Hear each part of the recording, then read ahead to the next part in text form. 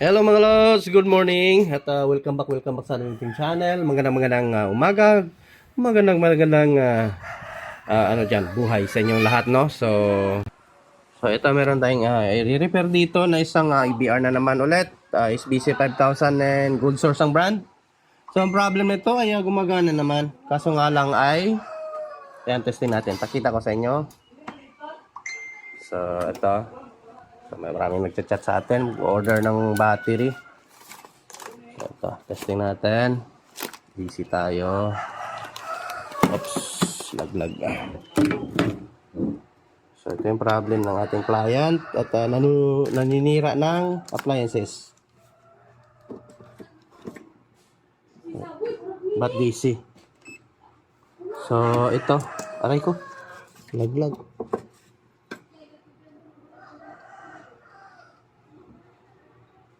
So, umaabot ito ng naka-solar mode tayo ngayon. So, 236. So, pag ilipat natin yan sa grid, tignan nyo mga lods ha. Kasi naka-solar ako ngayon eh. So ayan. Mababa din pala yung So, ayan tingnan nyo. 238 din pala yung yung pinaka-grid namin. Yung, yan So, yan yung voltahe. So, sakto lang din pala. 230. 235. So, ano na yan eh. At pag tataas yun ng 240, so itong output niya ay magiging 240 din ito. So, it means high voltage na. So, hindi na kaya pag ganon. So, ang resulta nito is magpo-protect yung ating EBR. So, ito yung kanina kasi nag-tester ako. Mabot siya ng 247 eh. Bago ko siya, kasi nga inalam ko muna, siyempre alamin muna natin bago natin i-share sa inyo kung ano talaga yung problema. So gumagana naman siya. Yun nga lang yung output. Yun yung concern ni client. Kasi nga may tester din si client. Yun nga yung nirereklamo niya sa atin na nag-high voltage na yung kanyang ABR. So ito ngayon, dinala sa atin. Pinapa-adjust. Check na lang natin, baka sira na yung kanyang trimmer. No? So, ayan. At bago natin ito simulan mga lods, baka hindi ka pa nakasubscribe dyan, pa-subscribe na sa ating muling channel. At yan, pakihit ang notification bell at ilagay sa all para laging updated. Let's go, open natin, silipin natin sa loob. So ito na mga lods, ito na open natin. So may napansin agad tayo, parang pina-repair na ito ni client sa ibang tech. So yung sa 110 na side niya, yun sa 110 nga, ito tignan nyo. Naayos yung pagkahinang at saka natatanggal ito. Ayan, tingnan niya. Ayan, bukol-bukol eh. Ayan wala na, tanggal na. Natanggal ito eh. So galing na ito ibang tech.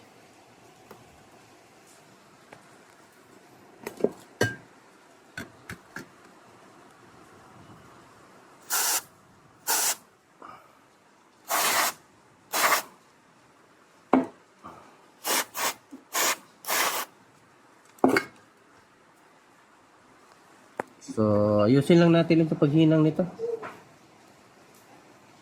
Grabe yung niya. So, ito.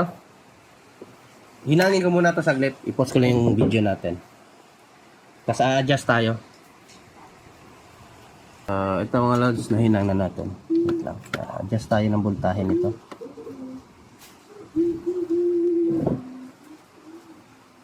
Adjust tayo. So, ayun. Nahinang ko na siya. Pangit yung ginamit nila na panghinang. Rubicon. Kaya pala pangit yung pagka-resolve ng ating technician na una nitong gumalaw. So ito, on natin. Tumatakbo naman yung kanyang voltage arm. Yun nga lang talaga is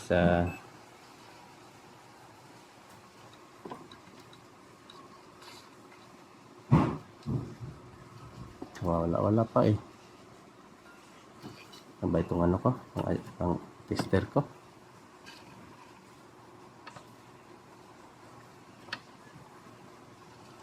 O yan, tingnan nyo mga lods, 241. So which is high voltage na yan. Magpo-protect ng yan. Appliances mo.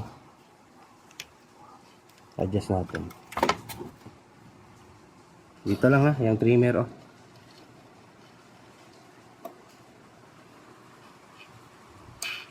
Yun, gumagalaw siya. Yan o. Baba natin.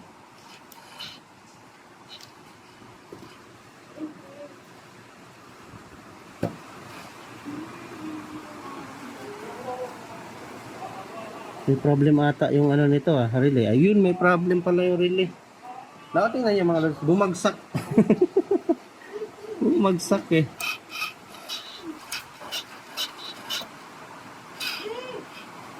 Ayan may part na ano eh. Bakit bumabagsak pag ganyan natin? 242. So pagdating na dito banda, bumabagsak siya. Na-adjust. Pero yung output natin, ayun yung nangyayari. Saan ba yung mute common ito? Neutral. Ito. Try natin dito. So yun nga. So doon sa main, dito sa yellow natin.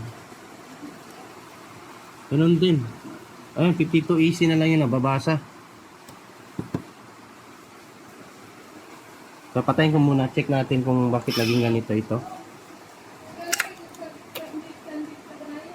Sunog pala ito.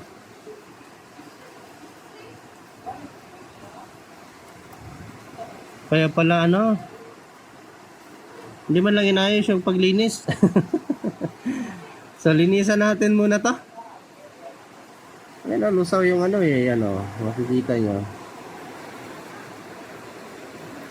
Hindi na gaano nakukontak yung 220 gawa nga ng itong plastic niya sa 110 na side ay nalusaw itong red na sa 110 volts.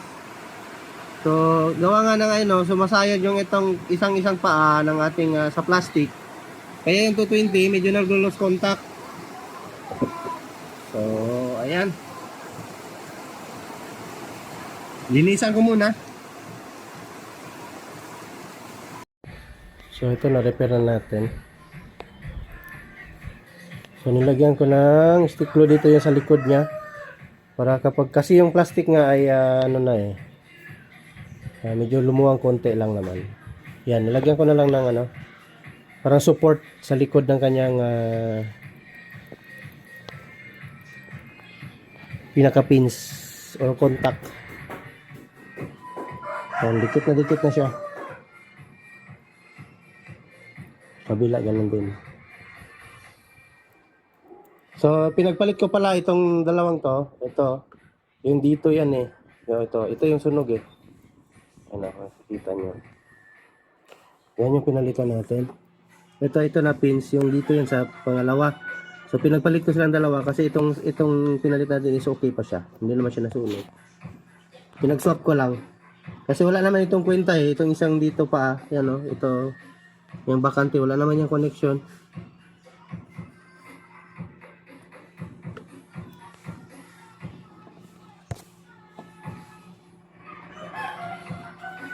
Yan yan yung nasunog. So remedyo na lang ito kasi nga i-repair lang naman natin to. Meron naman sana akong pampalit dito. Ito. Tinanggal ko na sana. Napaisip din ako na ito na lang buhayin eh. Kasi goods pa ang nito.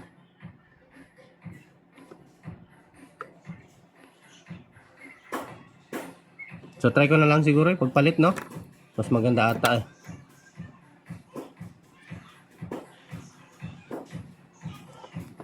Binalik ko na lang mga lods. Iba pala nito. Subukan ko sana ilipat. Yung taas pala iba. Dito matama yung kanyang pinaka yung parang bilog-bilog niya sa hindi tumatama dito. Dito sa ating okay na siguro to. Dumidikit naman ng maayos. Yan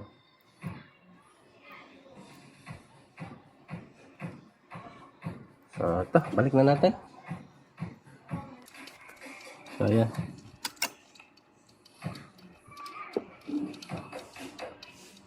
So okay na, lumalapat naman siya.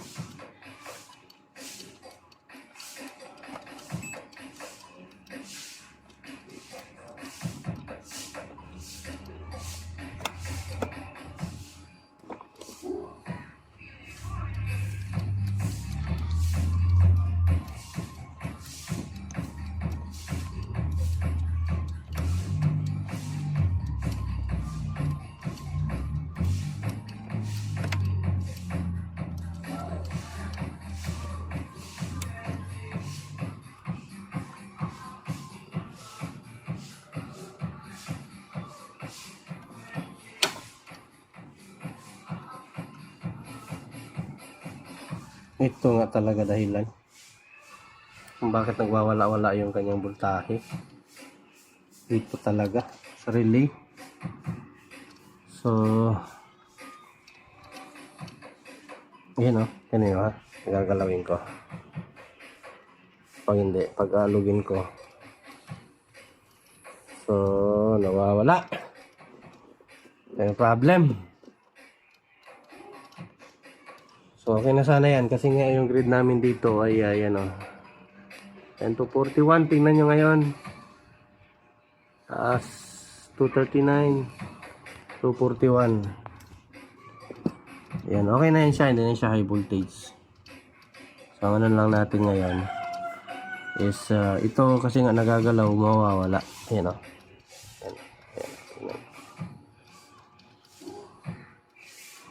Bilan lang natin ito ng relay.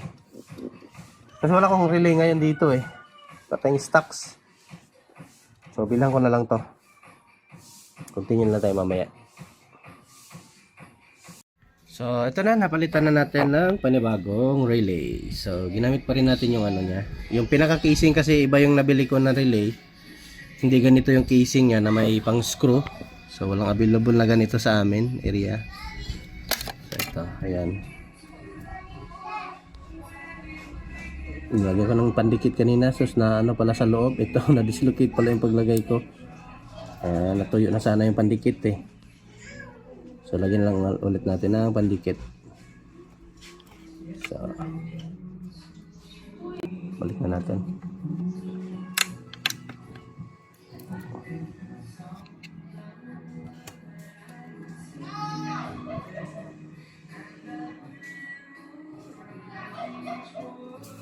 So iba yung butas kaya binago ko yung ano niya. Iba yung paa ng nabili nating relay, medyo malapad siya. So ginawa ko na lang ng paraan. Ito, testingan natin. Nalayo ko yung speaker eh, makaka-copyright tayo. Papasound sila sa labas while naglinis. So kickstart natin. So ayan, meron tayong 225. So all the goods na yan. So yung galawin natin. Nawawala pa rin. So ayan, hindi na. Ayan na. So all the way goods. So lang nagbabago. Ayan, parang nauuga na yung ano eh. So okay na, yung relay yung problem. So at na-adjust na din natin sa 225. So hindi na mag-ano nito si client na magre-reklamo na magha-high voltage. So yung input natin sa grid, ayan, so 30 to 40. Grabe talaga, taas ang kuryente namin dito. So ayan, goods na yan. Hindi na ito magiging, hindi na magre-reklamo si client nito. So ayan, balik natin. All the way goods na. So ayan yung mga ano dyan, gusto magpapa-shoutout, comment lang sa baba nating video. So hindi natin masyado pabahin dahil ito lang naman yung problem. At least may idea kayo, no? So, paano i-troubleshoot yung mga ganung problem na nawawala yung kanyang output. Kahit sabihin natin nagkiklik yung kanyang relay, pero nawawala yung output. Nawawala-wala. So, pag ganun kasi mga loads, yung alam mo, pinauga natin kanina, na nawawala-wala. Pag mag-load ka ng mabigat doon, ganun yung mangyayari. Mawawala. Kumbaga, lose contact yun eh.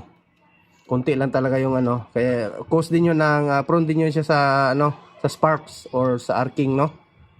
Kaya mangyari doon, yun, masusunog na talaga yung ano, relay. So ito, all the way goods na. So hindi na nawawala yung ating voltage, steady na siya. So ayan, gustong magpaano dyan, magpa ano na kanilang mga channel, comment lang sa baba natin video. At sana meron akong na-share sa inyong idea mga loads kung paano mag-repair ng HiBR or automatic voltage sa regulator. So ayan, thank you mga lods, thank you for watching. At simple na to, hindi na natin ito tapusin talaga sin ano. So old goods na, yun lang. At kung paano i-adjust yung voltahe, ulit-ulit na lang yung content natin. At least ay patuloy tayo mag-share sa inyo ng idea. Kasi hindi naman palagi pareho yung sira. So parang ganito, okay siya pero nawawala yung output or high voltage. Ayan, thanks for watching mga lods, magandang buhay. Akin lang, bye bye.